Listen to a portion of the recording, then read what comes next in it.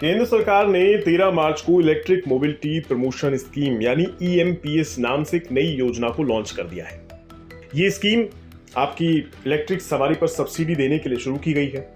अब आप सोचेंगे कि फेम 2 को तो बंद कर दिया, फिर इस नई योजना का क्या काम।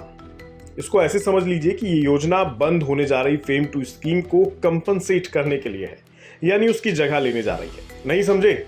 चलिए बताते हैं आखिर मामला क्या है। आपको पता होगा फेम 2 स्कीम के तहत अब तक हर इलेक्ट्रिक सवारी यानी 2 व्हीलर, 3 व्हीलर और 4 व्हीलर सबको सब्सिडी मिलती है, लेकिन इस योजना की समय समाप्ति की घोषणा हो चुकी है। इस स्कीम के खत्म होने की आखिरी डेट है 31 मार्च।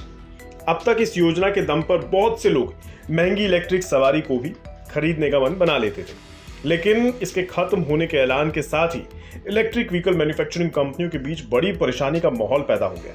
परेशानी इस बात की कि अब भला इस महंगी सवारी को खरीदेगा कौन और क्यों खरीदेगा। इन सवालों का जवाब है ये नई योजना यानी EMPS। लेकिन इसमें भी कुछ पेच हैं। जैसे एक तो इस नई योजना को केवल 4 महीने के लिए ही लाया गया है। क्यों लाया गया है इसे आगे बताएंगे।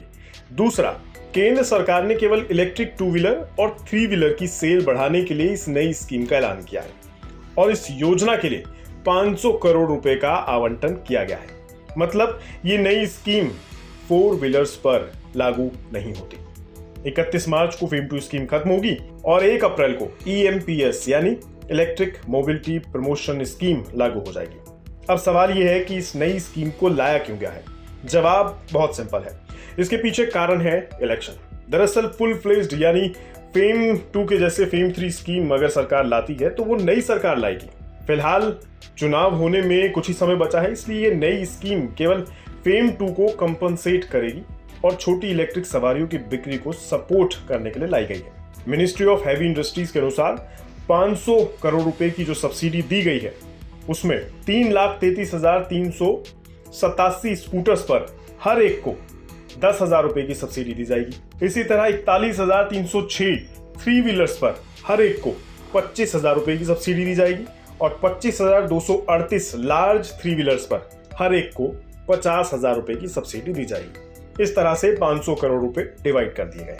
फेम 2 के लिहाज से 500 करोड़ का आवंटन कम लग सकता है, क्योंकि फरवरी 2024 में ही सरकार ने फेम 2 स्कीम के तहत आवंटन बढ़ाकर 11,500 करोड़ रुपए कर दिया था। हालांकि ये राशि 31 मार्च 2024 तक बिकने वाले 2 व्हीलर्स, 3 व्हीलर्स, 4 व्हीलर्स यानी कारों पर लागू होती है, तो उस लिहाज से ये ठीक भी है। यानी अभी आपके पास कुछ समय बाकी है, अगर खरीदनी है तो खरीद लीजिए, सब्सिडी मिल जाएगी। उसके बाद 4 व्हीलर वालों को सब्सिडी नहीं मिलेगी।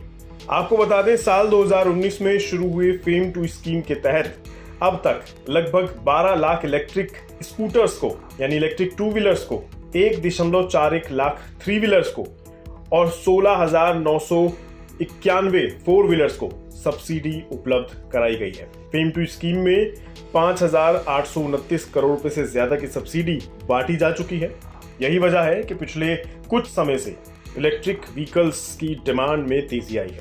कुल मिलाकर सरकार की ओर से मिल रही ये सहयोग राशि EV वाहनों को बढ़ावा देने में मददगार तो साबित हो रही है, लेकिन फिलहाल जो 4 महीने का हिसाब है उसमें 4 व्हीलर वाले कहीं पीछे छूट सकते हैं। बाकी नई सरकार क्या करती है उसके लिए इंतजार करना होगा।